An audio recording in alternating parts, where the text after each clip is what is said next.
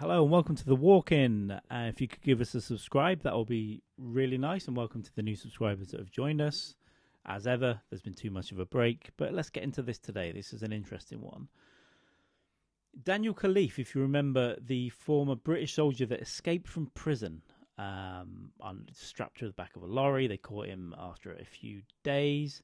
Is now going to be in court, and it turns out he was accused of being a spy for Iran twice. Contacted MI6 to offer his services as a double agent. It's like something out of a movie. A court has heard. Daniel Khalife, now 23, so he's only a young lad when this happened, denies gathering information for Iran, compiling a list of special forces soldiers perpetrating a bomb hoax and escaping prison. Woolwich Crown Court heard Mr. Khalife sent 2 emails to MI6 saying he wanted to work as a double agent for them. The court was told the jury had seen flight bookings and photographs that showed Mr. Khalife also travelled to Turkey in August 2020, where he left a package intended for Iranian intelligence agents. Mr. Khalife, whose role in the Royal Corps signals gave him access to highly sensitive information, had offered to work as an agent for the Islamic Republic for 25 years in messages to Iranian intelligence handlers. One of those handlers, who used the name David Smith, how original, told Mr. Khalife that he would be paid. One message read, "We look forward to seeing you in Tehran, pal." The prosecution told the jury that the visit to Istanbul came with a view to go onwards, adding that was, says the prosecution, an attempt at least to meet, engage, face-to-face directly. The original attempt was to go to Iran. The court heard Mr. Khalife went to Turkey in August 2020, staying at the Bomonti Hilton Hotel, but did not go to Iran.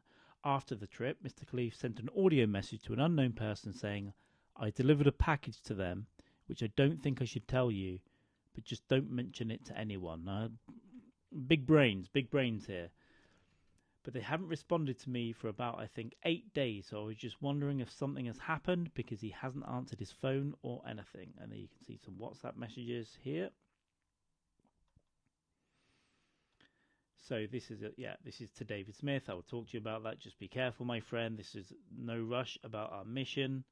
So it looks like,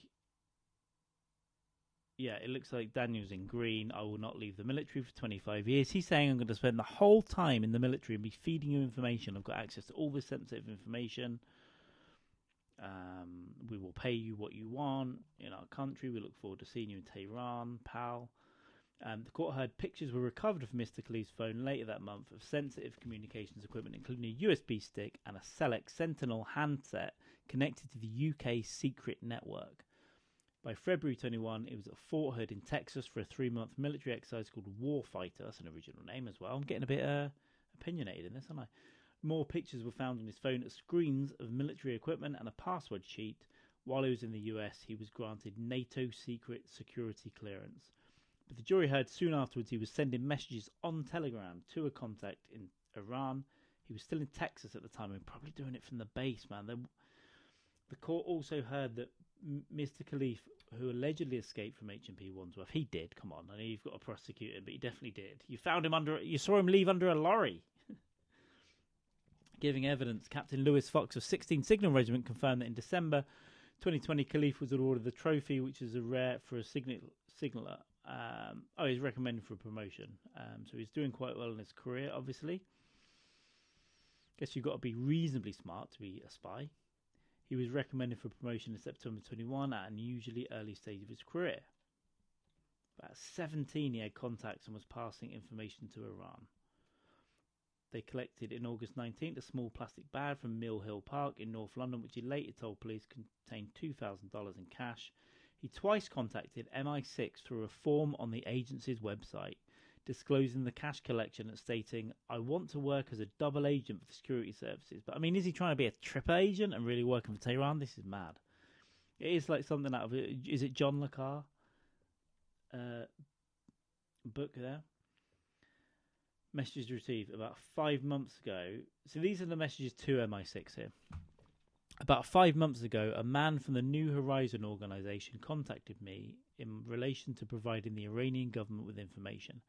They said that they first needed me to create trust, so I made a fake document and sent it to them. After a week, they paid me $2,000. in a drop-off point in Barnet. The reason why I agreed to do this is because I want to work as a double agent for the security service. Maybe get a job with them first. Might be safer.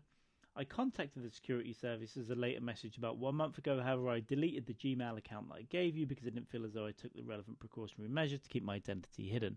7 months ago, I was contacted by an individual from the New Horizon organization in Iran. They knew my job and they thought I had access to information that would be valuable to them. This, in fact, was not true. I believed I could use this new contact in Iran from the Revolutionary Guard Corps to present myself as a double agent for the UK security services. I gathered already leaked info from WikiLeaks and made it look like it was new information to be sent to them. After 2 weeks, they said I had gained their full trust and sent $2,000 in the drop-off location in Barnet. There is more stuff to add, however, I do not have the time to write it here. So this is a really interesting case. As I said, it's something out of a movie. We've already had the prison escape. He's obviously a very smart lad. I don't know if he's had some sort of extra training as well by some of these handlers. Who knows? He's definitely involved in the murky world of intelligence, and maybe more will come out on this. It's really interesting. They're releasing some really interesting stuff, so we'll keep you abreast of this case, I think. And also, yeah, we'll look into this a little bit deeper if we can.